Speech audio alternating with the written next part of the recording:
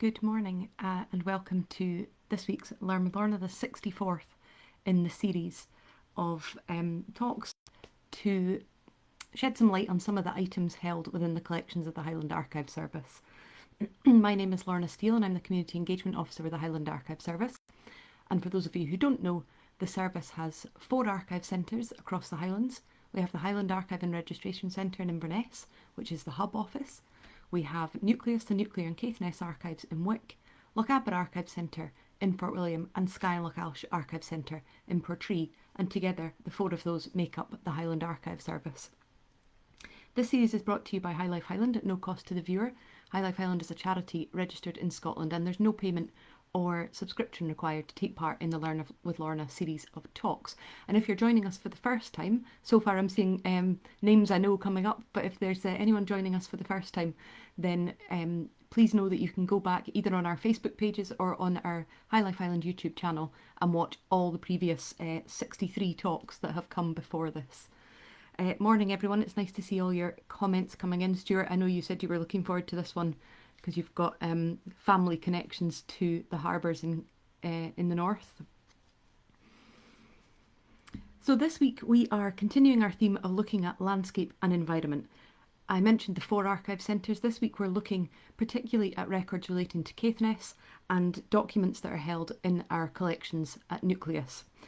And before I do anything else, I'd like to thank very much my colleague Valerie. I know I often talk about my lovely colleagues.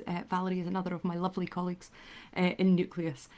She has prepared some notes on this subject for me and is a wealth of knowledge on this subject, so thank you to her.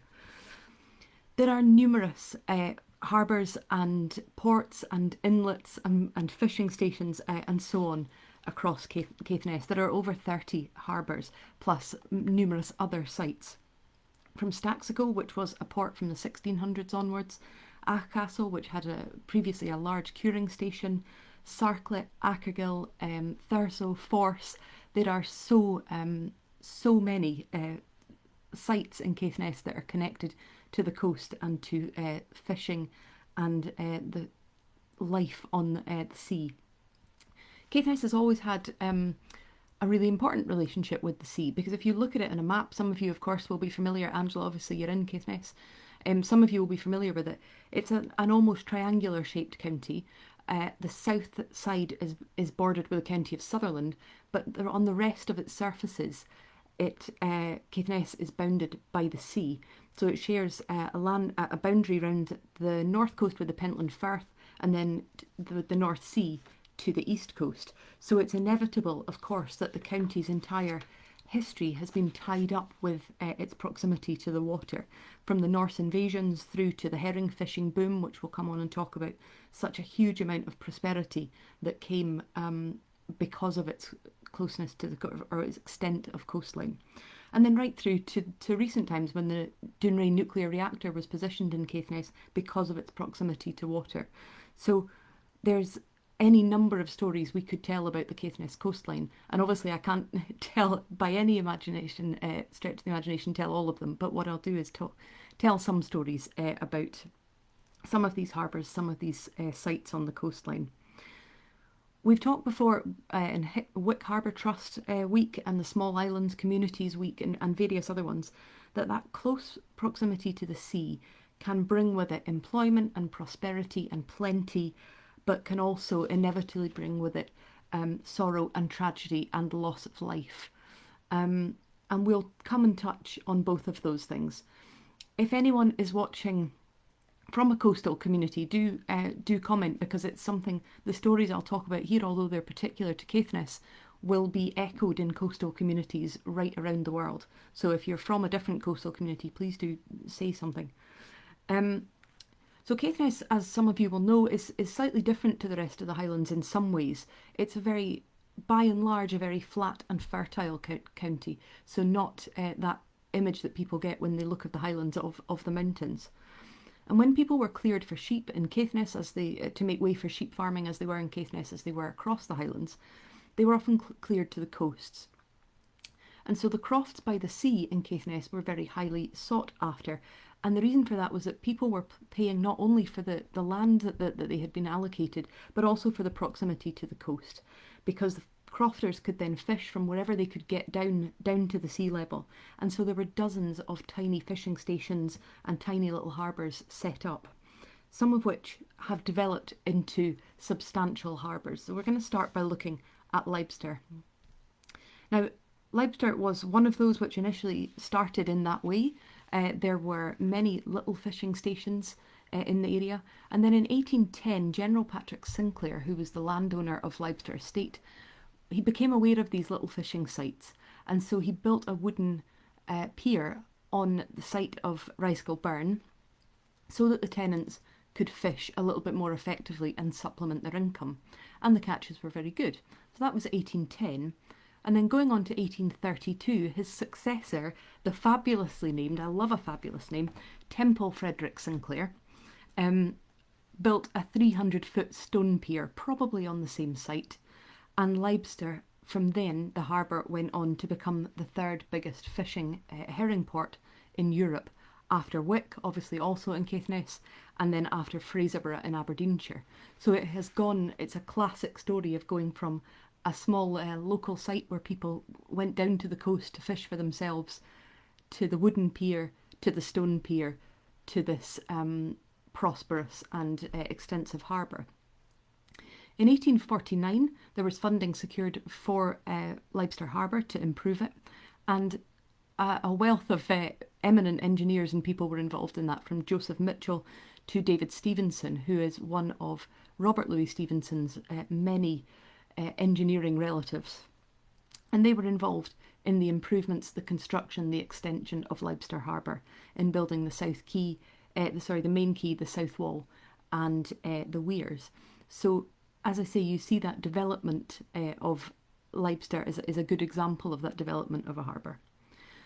The work on that 1849 development was difficult. It took several years, and one of the reasons that it was difficult was that the fishermen refused to stop landing their catches there while the work was happening. And so they felt that they were still entitled to land their catches there. The labourers trying to create the harbour felt that the fishermen were interrupting their work. And so fighting was a constant feature of the years of development. And the eventual result of that was that the Fisheries Board had to send a petty officer and a rating from the cutter, the Princess Royal. And they had to oversee the works and ensure that work continued without too much interruption from the fish landings. But again, you see, and we've seen this in Skye as well in other collections, that slight friction between the desire to increase and develop with maintaining the situation that's already happening for the people who live there. So as the 19th century progressed, the fishing at Leipster Harbour boomed. It became a huge, substantial industry. And I want to read to you something that illustrates this change. So the first statistical account for the parish of Lathron from 1796 gives an insight into what it was like pre this substantial harbour construction. So this is 1796. Fisheries. There are no fewer than 20 different species of fish caught on this coast.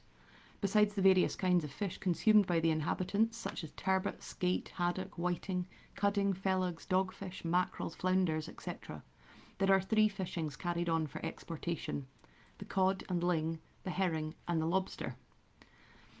The herring fishing was only attempted within these 4 years.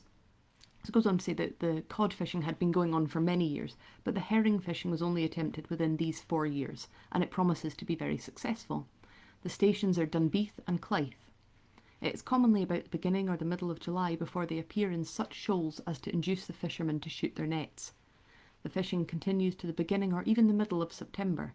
The lobster fishing commenced only last spring, 1793, and such numbers do they catch that many of them die before the smacks take them away, as they're so full.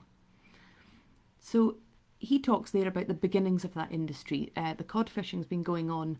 There's a development into herring fishing, into lobster fishing. And he also goes on to say, proposed harbours. In order to improve the fisheries on this coast, nothing would be of greater importance than having 2 or 3 good harbours built. Dunbeath and Leipster seem to be the places best calculated for this purpose. Something might also be done at Clythe and Berringdale at moderate expense, and it would be of advantage to get some fishermen to settle in these parts and to have the present fishers confined to a house and garden, instead of labouring small tax, which makes the fishing a secondary consideration for them. So they can see the potential of this industry, but the need for it to be more substantially created, so that the need for the infrastructure to be put in place. So that's the first statistical account, 1796. The second statistical account, written in 1845 for the same parish, the parish of Lathron, gives such an insight into how that growth did in fact happen, and how that request for fishermen, knowledgeable and skilled fishermen to come, did take place. So this is the second statistical account for Lathron.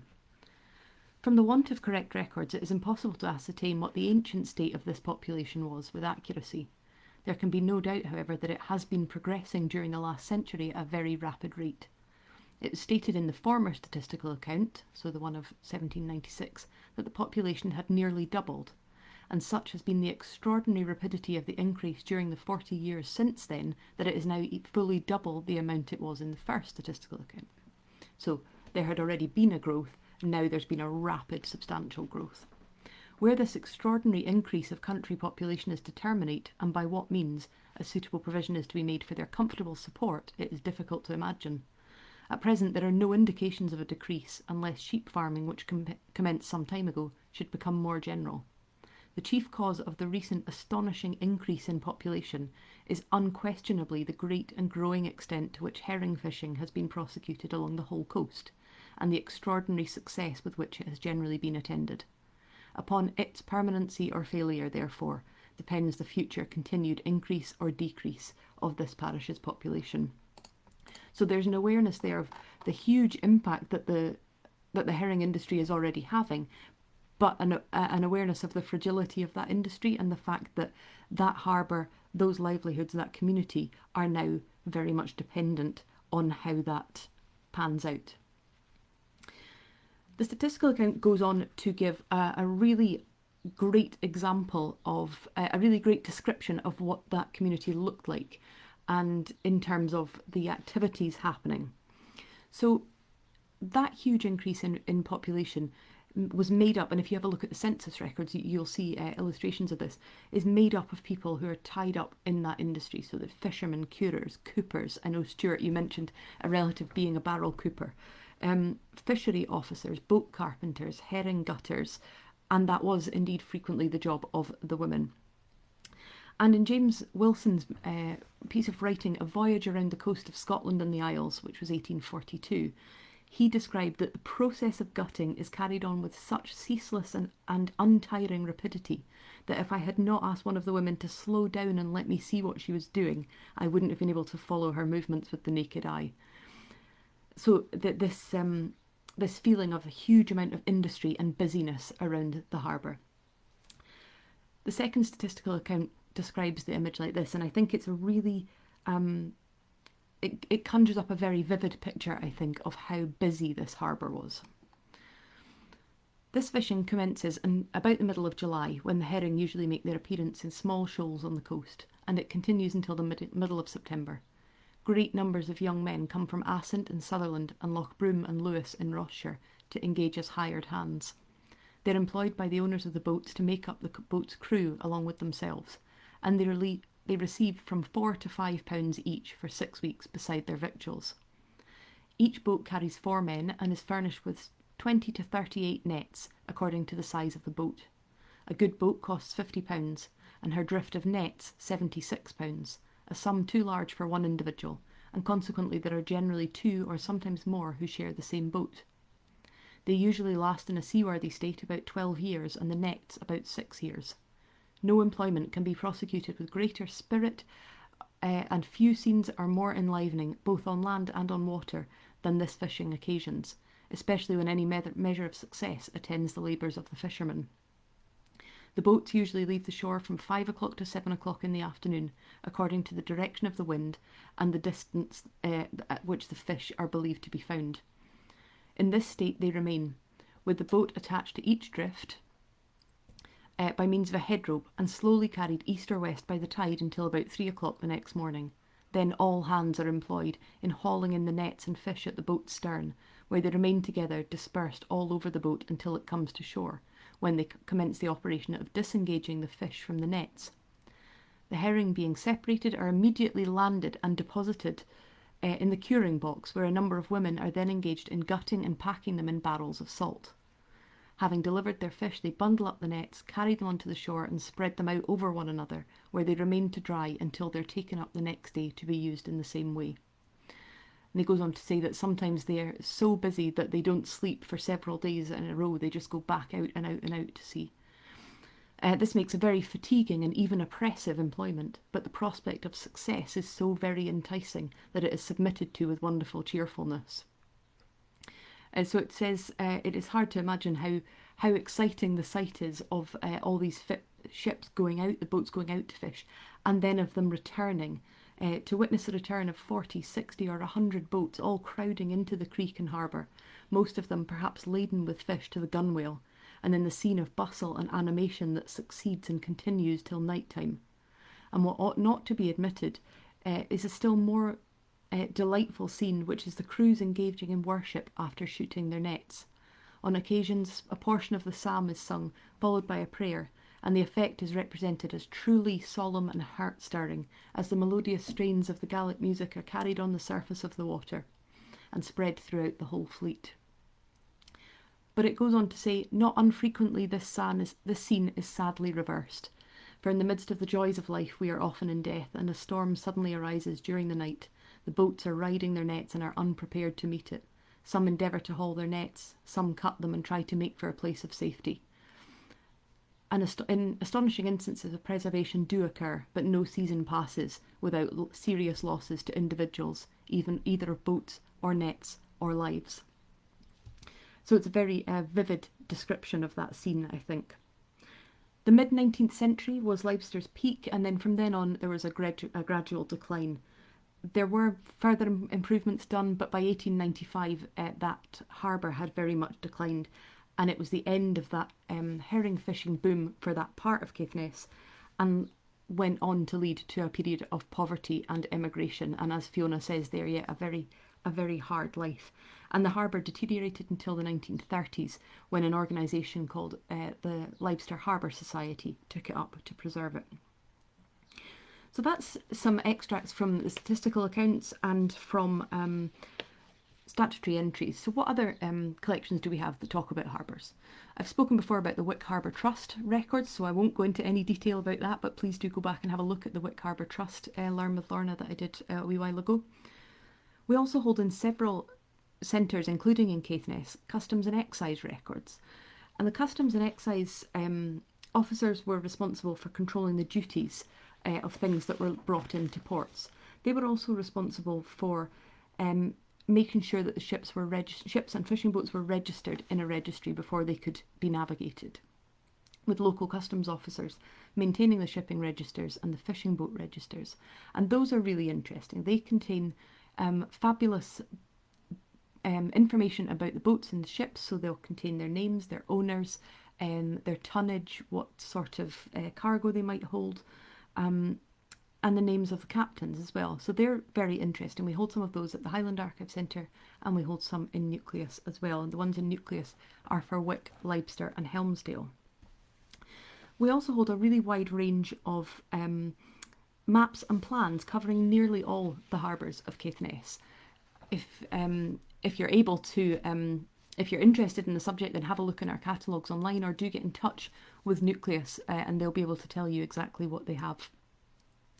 And many of these harbours have some connection to one of Caithness's most famous sons, civil engineer, harbour builder and wreck raiser James Bremner. I'll come on to talk about Bremner in just a second, but a reminder before I do so that this series is brought to you by High Life Highland at no cost to the viewer. That High Life Highland is a charity registered in Scotland, and that there's no payment or subscription required to take part in this series. But if you're able to donate towards our work, then we are, as always, really, really grateful for that. So James Bremner was born in Keith, which is just north of Wick on the North Sea coast. And from a young age, Bremner was really interested in the sea and fascinated by the coastline.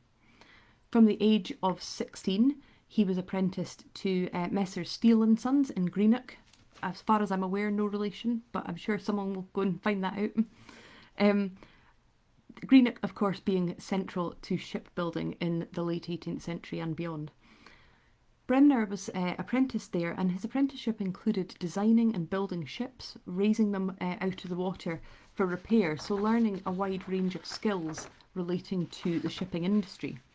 He travelled twice to North America and had an ambition of settling there in Nova Scotia, but it was too much. The pull of home was too much, and he returned back to Caithness and was going to continue to have a very close and heartfelt association to his home county.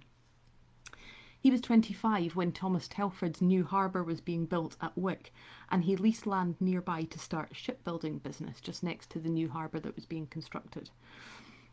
He built around 50 ships over his career, and many of them he supplied to young local fishermen, and he also established a curing yard nearby so that he could take part in the herring industry, which was of course so huge in Wick at the time. In addition, he also helped with the harbour construction. And this came about because George Byrne, who had been contracted to construct the harbour to Telford's design, struggled to lay the foundation piers. And James Bremner came up with a solution, which he designed and created from scratch, a crane and barge which could cope with the work. He then went on to be contracted to do all the underwater work on the harbour. But it was really in the building of Keith's Harbour that Bremner's huge imagination and skill and innovation came to the fore.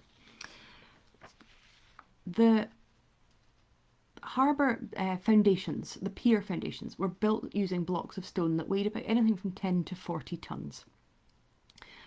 What Bremner did, and as I was writing this notes, I was trying to think how I can describe it how I can explain it in the most easy way without drawing an illustration. He constructed barges by joining old fishing boats together and topping them with beams.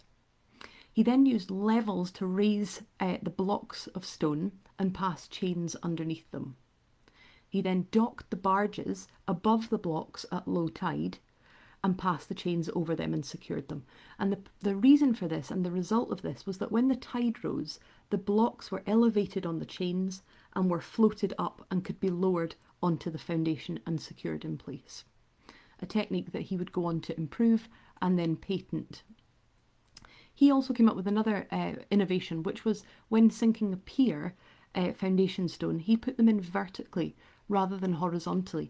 The reason for that being that there would be less surface area to get battered by the tides, so there would be that narrow surface to get hit rather than that amount. The key to this, and this was a sentence Valerie put in, which I loved, was that he understood that the good rules for building on land were not always the good rules for building at sea, and that you can't just take those tried and tested methods of engineering on land and assume that they will work. There was a real ability to think beyond what was the norm for the time.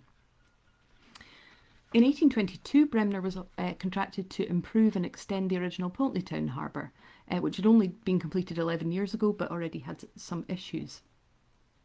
According to John Mowatt's book James Bremner Wreck Raiser, which was published in 1968, Bremner worked ferociously to try and get the harbour completed before the winter set in, knowing, as anyone who lives on the coast will do, what damage the winter storms can do. So he worked ferociously to try and get the harbour finished before winter. But on the 10th of September, a terrible storm set in and destroyed 100 feet of the half-built pier. And Mowat writes this: Bremner, at the head of 350 masons, labourers and shipwrights, fought the unabated gale for 2 tides until he secured the works in 40 tons of chains and saved the harbour. He would go on to build a number of other harbours, and he is really such a key name in the field, and if you are interested, please do go and research a little bit more about him. He's such an interesting character. He built Wick Harbour, Keith, Sarclett, Castlehill and Sandside in Caithness, and also Lossiemouth, Portsoy, Hopeman in Murray. He also became world famous for his skills in raising wrecks. This is so interesting. So he became famous for raising wrecks and also for using the submerged cargo of that wreck, pulling it out, building a float and putting the ship back on it to float it back in. He was most notably associated with raising the wreck of the SS Great Britain, which was the largest ship in the world at the time that it sank. A year had gone by since it sank, and all the numerous naval engineers and experts tried to raise it, and they called in Bremner, who managed to raise it from the under the water within 3 months of arriving, which apparently caused some humiliation to all the other people who had attempted it. He would go on to display his inventions and innovations at the Great Exhibition in 1851, including the patented methods that he had developed for harbour building, his suspension crane, and the equipment that he used to raise the SS Great Britain. And Bremner stayed in Caithness until his death in 1856. He got many offers to leave, he was offered many jobs, many places to go. Hugh Miller thought that he was wasting his life in a bit of a backwater, but he was so attached to his home county that he stayed there. And on the day of his funeral, all the boats in Wick Harbour flew their flags at half-mast, and the shops were shut. And the Northern Ensign's tribute to him described him as an impulsive and impetuous, dashing individual. Nothing daunted him. No physical exertion was too much for his Herculean frame. In 1903, there were funds raised to build a memorial to Bremner, and it stands above Wick Harbour. And I wanted to read to you what it says. And Jenny, I know you sometimes when I speak about these things, you think that's going on my bucket list of things to go and see. Maybe this one will as well. His memorial says, "Fellow Caithness men and kinfolk at home and abroad raised this memorial in 1903 to the resourceful, fearless and beneficent genius of James Bremner, naval architect and harbour builder. Wick Harbour is sheltered by one of 18 still efficient breakwaters constructed on these northern coasts by his skill. He saved scores of wrecked mariners' lives at the risk of his own, and including the largest ship of its day, the Great Britain, he refloated 256 stranded or sunken vessels." Quite striking. Now you can see there he saved scores of wrecked mariners' lives, and I've touched on that a few times, that relationship between the sea and tragedy. And you can see that across various records and various locations. Clythe is another example. Much like Leipster, it started as a small community of people fishing off the coast, then had organised fishing stations from at least the 1700s onwards. That can be seen on a plan that Telford drew, again with an idea to develop the industry in that part of the coast. By 1838, there were 55 boats fishing from Clythe Harbour. Many of those were people who'd been cleared from their land in Sutherland and encouraged by Dr. Henderson, who was the tacksman at Clythe, to settle at Roster and at Newlands and fish there. But this community was to suffer several tragedies over the years, and again, as I say, something that is echoed very much in all coastal communities and harbour communities, I am quite sure. I'm going to read an extract from the John O'Groat Journal from the 27th of April 1855 that describes just one of these tragedies that hit all of these harbours. Lamentable disaster at East Clythe, 13 persons drowned. An occurrence most disastrous and heartrending that it has been our lot to record has befallen the inhabitants of East Clythe, a little fishing station in this county, situated about 9 miles south of Wick, caused by the swamping of a boat which resulted in the death of 13 youths, ages ranging from 12 to 19 years. The event has occasioned feelings of the most harrowing description throughout this county, and in the immediate vicinity of the disaster, the most poignant and inconsolable grief prevails. So great and widespread was the sensation occasioned that we dispatched a reporter to the spot to obtain the exact particulars of the unlooked-for calamity. They are soon told, but they embody vast amounts of domestic affliction to the humble families who have suffered the sad visitation of bereavement. Last Tuesday between 6 and 7 o'clock in the morning, 13 young persons left East Clythe in a haddock boat to proceed to Skerrymore, an outlying rock on the coast about 2.5 miles south of the station, for the purpose of collecting bait. The 2 preceding days had been fine and the weather calm and mild, but Tuesday, it will be remembered, was dull and unsettled, and sudden gusts of wind, powerful while they lasted, occurred at frequent intervals during the day. After the party had accomplished their object and went off Maybury Head, a projection of the land about 1 mile distant from East Clythe, one of those sudden squalls caught the sails of the boat, and she instantly filled and sank in deep water, every one of the fated 13 going down with her, there being no human aid within reach. This sad catastrophe took place at about noon and was witnessed by a man named Adamson, who was working in a field at some distance, but who did not communicate the fact until some hours after. Towards afternoon, the boat not returning, the parents and friends of the youths became alarmed for their safety, and a boat was manned and dispatched to search for the missing ones. The party sailed along the coast as far as Leipster, but failing to discover the slightest trace of the lost boat, returned home to tell the result of their fruitless search. Before returning, however, a boat belonging to Wick, called the Elizabeth, John Mackay, skipper, on its way from Dunbeath to Wick, noticed the movements of the searchers, hailed them, and imparted the information that when from sailing from Dunbeath, they had at about 11 o'clock spoken with the lost boat which was on its way to Clythe. On receiving this intelligence, the alarm became universal, and the worst fears were entertained, unfortunately too soon to be confirmed, as the man Adamson came forward and disclosed what he had witnessed. The scene of lamentation and woe which followed Adamson's announcement we cannot attempt to describe. But let our readers imagine a small community of some 16 or 20 scattered houses, and the members of which are more or less nearly all related to each other. Let them picture the grief of one family bereaved at one blow of 3 promising sons, others who have lost 2 sons, and the ties of relationship which bound this whole village together, and they may be able to form an idea of the woeful spectacle. By this time the day had drawn to a close, and the search for bodies was delayed until the next morning, when after a sad and sleepless night, a party furnished with great and small lines, grappling irons, searched the locality. But up to 5 o'clock on Wednesday evening, when our reporter left, their efforts had been fruitless and nothing had been discovered. So it goes on to describe just the huge and intense sorrow that's fallen on this small community. And I'll do as I often do, because I know how much people often contact me to say how much they appreciate it, which is I'll tell you the names of the young people who drowned that day. The following is a list of the names of the unfortunate youths who met their untimely fate that day. John, 16, Robert, 14, and William, 18, Malcolm. Sons of John Malcolm, half of a promising family of 6 sons. John, 14, and George Sutherland, sons of William Sutherland. George Sutherland, 17, son of Robert. John Sutherland, 14, son of the late Robert Sutherland. Alexander, 18, son of Alexander Sutherland. Peter Fife, nephew of William Malcolm. And Alexander Sutherland, son of James Sutherland. So you can see there, all 18 or under.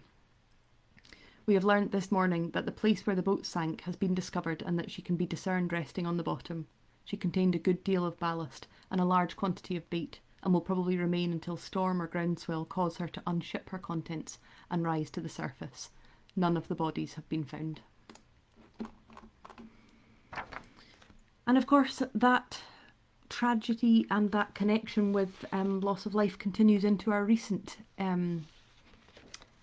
history as well. And the Northern Constabulary collections, which the police collections which the Caithness section are held at Nucleus, recall all sorts of incidents which have happened in and around Caithness's harbours in the more recent future. Extracts from February 1941 detail the arrival into Latherinwheel Harbour of a trawler which had been hit with a bomb, and a handwritten note on the side of the report notes that there is still an unexploded bomb near the wheelhouse. And then throughout World War II in the police records there are reports of refugees being landed at harbours, including Thurso, Wick and Scrabster. On the 6th of March 1941, 293 people were landed at Scrabster Harbour by the SS St Ninian, including Norwegians, Dutch citizens, Belgians, Danes, and a differentiation there between ones that Norwegians who were believed to be loyal or not. And of course, during the wars, the harbours also witnessed the bringing ashores of bodies and the washing ashore of bodies, and some, of course, were never discovered. The Chief Constable's letter books, which are a source of all sorts of fascinating information, reveal some of those moments, and also some of the times that the boats went out from the harbours to look for bodies, with or without success. And the pain of that period really comes across in the Chief Constable's letter books. So for instance, this is an extract from someone writing to the Chief Constable. Dear Sir, I'm taking the liberty of writing to you quite privately on a matter which I feel you will have sympathy. My son was on board the HMS Exmouth when she was lost with all hands in January off Wick, and I now understand that you have a list of the names whose bodies were washed ashore and buried at Wick or Leipster. Would it be possible for you to tell me if my son was one of those? My wife and I would be greatly relieved to learn of any news you can give us. I fully realise how careful you will have to be in these matters, but I can assure you that this is a request from a heartbroken father, and any information will be kept secret and sacred. And also another example written by the Chief Constable out to a family. I regret to inform you that none of the bodies washed ashore here can be identified as that of your husband. I realise that it will be of some comfort to you. It would be of some comfort to you to know that the body of your dear one had been found and laid to rest in hallowed ground, but apparently this is not to be, and the sea, the freedom of which he fought so bravely for, is to remain his last resting place. And so I hope through that I've illustrated some of the things that our harbours have witnessed, and the harbours in Caithness have witnessed. They have been the site of prosperity and plenty and, a huge boom in excitement and prosperity. Our harbours have also been places of desperation and sorrow, of mothers standing on the edge of the pier waiting for news of a child. They've been places of innovation and brilliance where people have come up with new ideas and radically changed the way that engineering has happened. And I think, I don't know if you agree with this, but I think harbours loom in our imagination because they are gateways out to adventure and they are gateways into safety and refuge. They appear in film, in TV, in literature, especially Neil Gunn's book, The Silver Darlings, which I saw somebody mentioning earlier, which is about the Caithness herring fishermen. And I think that the harbours are endlessly fascinating, and I hope that you agree. I'm sorry to end that on a slightly sad note, and unfortunately our history is full of both wonderful and happy stories and tragic realities as well. Thank you for joining me. I hope you can join me next week. I'll be looking at the story of Strathpeffer and some stories within our collections that relate to the spa town of Strathpeffer. All previous episodes, as I mentioned at the beginning, are on YouTube, so if you're able to, do go and have a look at those. A reminder that this series is brought to you by High Life Highland at no cost to the viewer. That High Life Highland is a charity registered in Scotland, and that there's no payment or subscription required to take part in this series. But if you are able to donate to help us preserve these stories and continue to share them, then we would very much appreciate that, and there's a link to do so in the text of this film. Thank you so much for joining me.